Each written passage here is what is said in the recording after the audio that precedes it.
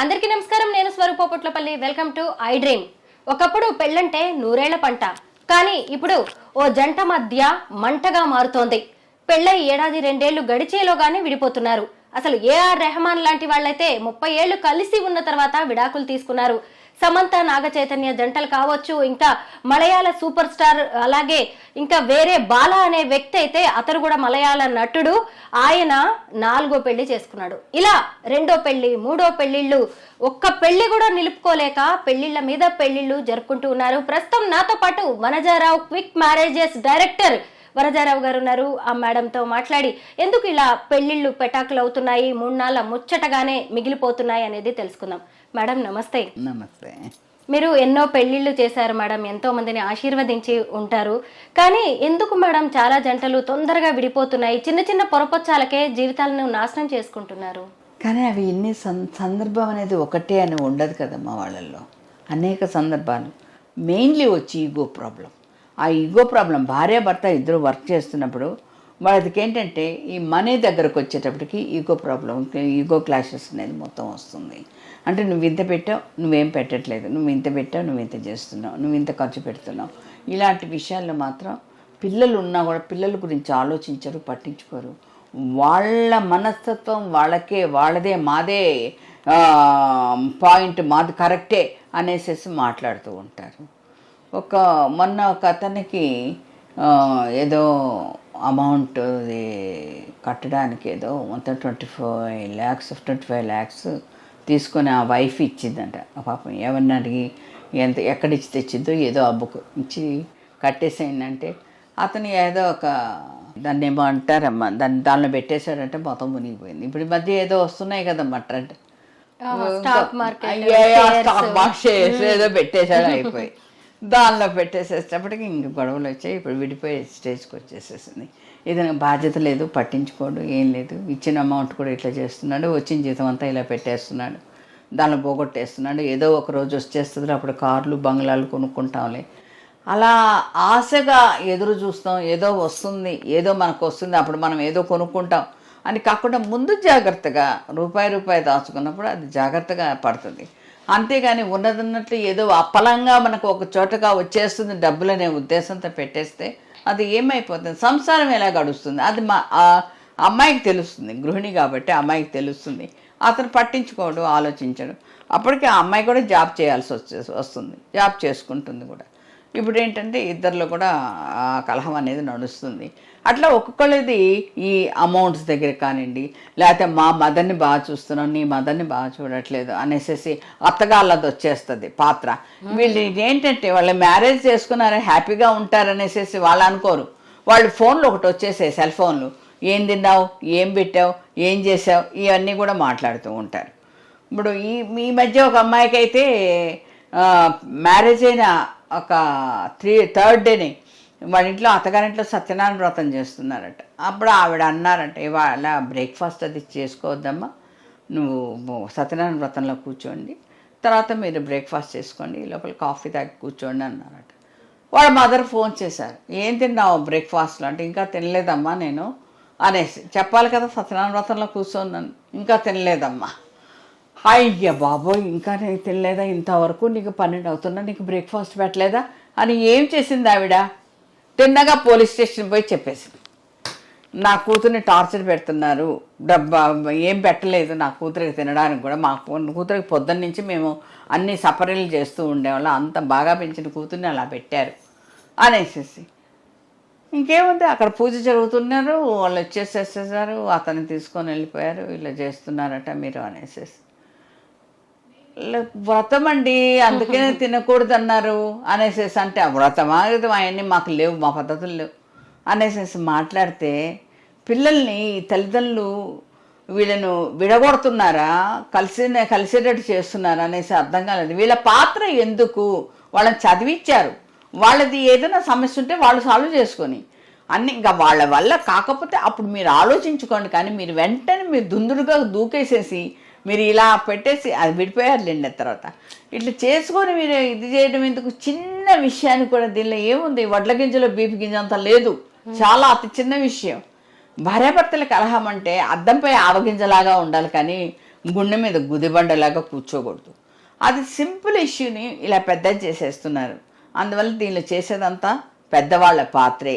తల్లిదండ్రులు కావచ్చు, సిస్టర్స్ ఆడపడుచులు కావచ్చు, ఇంకా ఎవరైనా కావచ్చు, వీళ్ళంతా ఇన్వాల్వ్ అవటం వల్ల ఇది వీళ్ళ ఫ్యామిలీస్ విచ్ఛిన్నమైపోతున్నాయి.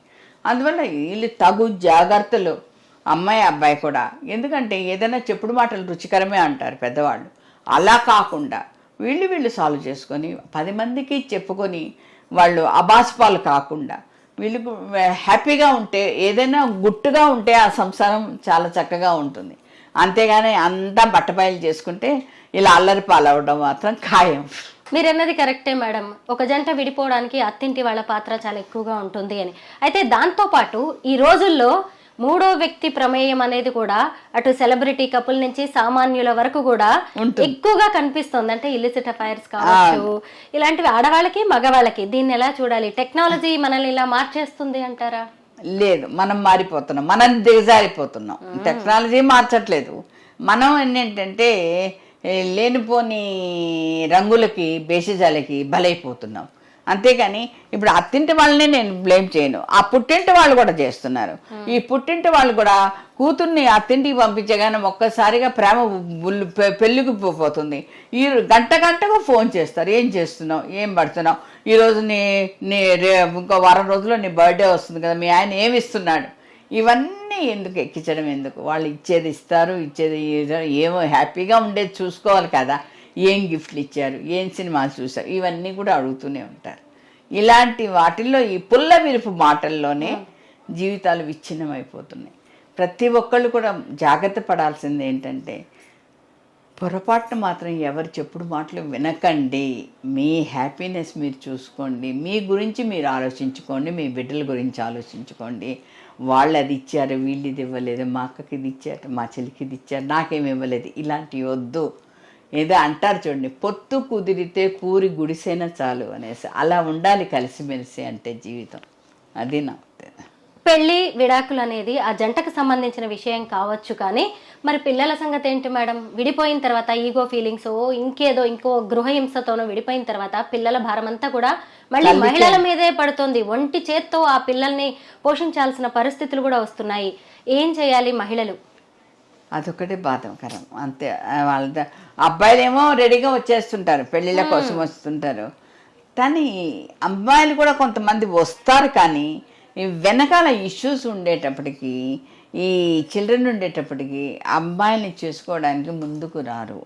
60 ఏళ్ల ముసలోడు కూడా నాకు ఇష్యూస్ లేని వాళ్ళనే చూడండి అంటుంటారు. కానీ పడుచు పిల్ల కాదు, పిల్లలు లేని వాళ్ళు కావాలి, ఆ తల్లులు వద్దు పిల్లలే కావాలి అనేసి అడిగే వాళ్ళే ఉన్నారు. కానీ పాపం తల్లుల గురించి మాత్రం అలా ఆగిపోతున్నారు. ఈ అబ్బాయిలు మాత్రం వీళ్ళ పిల్లల కన్నా మాకేం బాధ్యత లేదండి, ఆ వైఫ్కి ఇచ్చేసేసామండి, మాకేం బాధ్యత లేదండి అనేసి చాలా క్లాసీగా చెప్పేస్తూ ఉంటారు. అందువల్ల వీళ్ళకి పెళ్ళిళ్ళు అయిపోతున్నాయి, కానీ వాళ్ళకి మాత్రం పెళ్ళిళ్ళు. కానీ వాళ్ళు పెళ్ళి చేసుకునేవాడు తన బిడ్డల్ని మంచిగా చూడడు. అది మాత్రం వాళ్ళు కూడా చెప్తూ ఉంటాను. మాకు పెళ్ళి కావాలండి, ఇప్పుడు ఒంటరితనం అనేది కనిపిస్తుందండి అనేసి అంటే, వద్దమ్మా, పిల్లలు ఆల్రెడీ ఫాదర్ లేకుండా మీరు ఫాదర్ మదర్ పాత్ర ఇద్దరు మీరే పోషిస్తున్నారు. అలాంటప్పుడు వాళ్ళని చక్కగా చదివించండి, మంచి పేరు వచ్చేటట్టు చూడండి, వాళ్ళు సెటిల్ అయ్యాక అప్పుడు ఆలోచించండి. అంతవరకు మీకు ఏదైనా ఒంటరిగా ఉన్నప్పుడు పిల్లలతో కలిసి ఏదైనా గుడికి వెళ్ళండి, ఏదైనా విహారయాత్రకు వెళ్ళండి, ఏదైనా దూర తీరాలకు వెళ్ళండి, ప్లేస్ ఏదైనా హిల్ స్టేషన్కి వెళ్ళండి. అప్పుడు ఎంతో హ్యాపీగా ఉంటుంది. మీకు అవన్నీ గుర్తురాదు. మీకు పెళ్ళంటేనే భర్తతో చీవాట్లు ఇవన్నీ గుర్తు చేసుకోవాల్సింది, కానీ పెళ్ళి కాదమ్మా, ఇది హ్యాపీగా ఉంటుందని కూడా నేను చెప్తూ ఉంటాను, కౌన్సిలింగ్ చేస్తుంటాను. చాలామంది కూడా కరెక్టేనండి అనేసి ఆలకిస్తారు, అలాగే చేస్తుంటారు. ఎందుకంటే పిల్లలు చిన్న పిల్లలప్పుడు వాడు సరిగా చూడడు, వచ్చిన వాడు చూడడు, వాడికి సేవ చేసుకోవాలి, వాళ్ళకి కూడా మళ్ళీ సేవ చేసుకోవాలి కదా, ఎందుకు వచ్చిన తిప్పుల అమ్మాయికి అనేసి అదేదో మొదటి భర్తతోనే ఉంటే సరిపోయింది కదా అనేసి. కొన్ని ఏంటంటే వాళ్ళు కొంచెం మరీ దారుణంగా ప్రవర్తించే వాళ్ళు ఉన్నారు కూడా మగాళ్ళు. అలాంటప్పుడు ఇంకా అమ్మాయి తప్పనిసరిగా విడిపోవాల్సి వస్తుంది అనుకోండి, కాదని చెప్పను. అలాంటప్పుడు కూడా పిల్లలు ఉండేటప్పుడు మాత్రం కలిసి అడ్జస్ట్ చేసుకోవడానికే అవకాశం చూసుకోవాలి. కానీ విడిపోయి వాళ్ళు బాగుపడేది లేదు, పిల్లల్ని బాగుపరిచేది లేదు. సింగిల్ మదర్ అనేటప్పటికి ఆ పిల్లలు కూడా ఒక భావన, ఒక సింగిల్ మదర్ కదా ఏం చూసుకుంటుందండి అనేసి అనిపిస్తుంది. కానీ తల్లిదండ్రులు ఉన్నారు, బిడ్డలు ఉన్నారు అనేటప్పటికి వాళ్ళకి హైలైట్ చేస్తారు, ముందు వాళ్ళకి ఓటేస్తారు. న్యాచురల్గా చూస్తున్నాను కదా ఇక్కడ. అందువల్ల కలిసిమెలిసి ఉంటేనే అదే కలిసిమెలిసి ఉంటే కలదు సుఖం అన్నట్టు కలిసిమెలిసి ఉంటేనే హ్యాపీగా ఉంటారు. ఏదైనా కూడా అంటే చిన్న చిన్న పొరపాట్లు అనేది కంట్లో నలకలాగా తీసేసేయాలి, కానీ దాన్ని అదే పట్టుకొని మనం బాధపడడం మంచిది కాదమ్మా. అది దాన్ని మనం ఏదైనా కూడా మనం అడ్జస్ట్ చేసుకోవచ్చు. మీ మ్యారేజ్ బ్యూరో ద్వారా ఎన్నో పెళ్లి సంబంధాలు కుదిర్చారు, ఎన్నో పెళ్లిళ్లను దగ్గరుండి చేశారు కదా మేడం. అయితే ఆ టైంలో ఆ జంటలకి ముందే మీరు కౌన్సిలింగ్ ఇస్తూ ఉంటారా, మంచి చెడు చెప్తారా మేడం? చెప్పేస్తారబ్బా, తల్లిదండ్రులు చెప్పని నేను చెప్పేటికి మాత్రం చెప్పేస్తాను, ఇలా మలుచుకుంటే బాగుంటుందమ్మా అనేసి. అందువల్ల కొంతమంది ఆలకిస్తారు, కొంతమంది ఇంకా ఏదైనా టార్చర్ పెడితే తట్టుకోలేరు కదమ్మా. చెప్పలేం కదా మనం వాళ్ళ విషయంలో. మనం గట్టు మీద కూర్చున్న వాడికి లోతు తెలీదు, దూకిన వాడికి దిగిన వాడికే ఆ లోతు ఏంటో తెలుస్తుంది కదమ్మా. అది కూడా ఆలోచించాలి విషయం.